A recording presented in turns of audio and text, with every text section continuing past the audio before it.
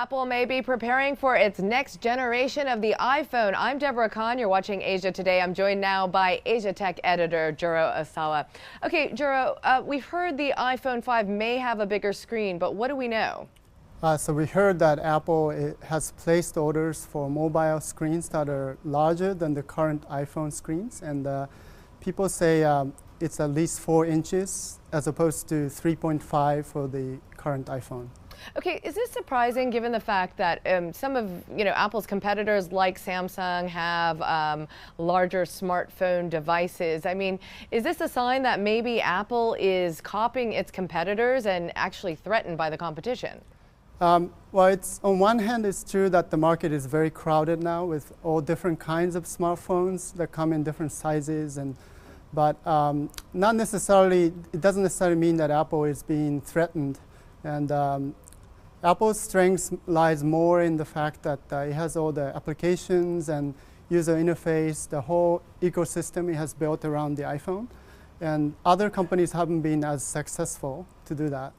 So this larger display, isn't necessarily the defining feature of the new iPhone. Okay, but you take Samsung, for example, Apple's big competitor in this space.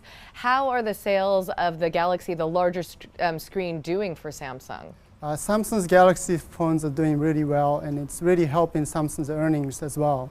And but that doesn't necessarily mean it's because it's larger. And other companies are also making larger phones, larger than the iPhone. For example, Nokia, HTC, other smartphone brands, but they aren't necessarily doing as well. And if you look at the overall market, it's increasingly dominated by Apple and Samsung.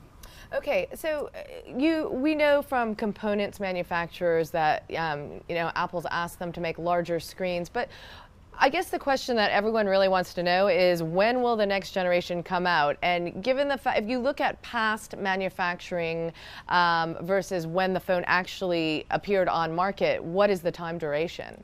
Some of the suppliers we've spoken to say it usually takes a month and a half to 2 months before the phone's going to be ready to go or assembled. But when Apple will launch the phone, it's up to Apple. Okay, so they can sit on it for a while. They could.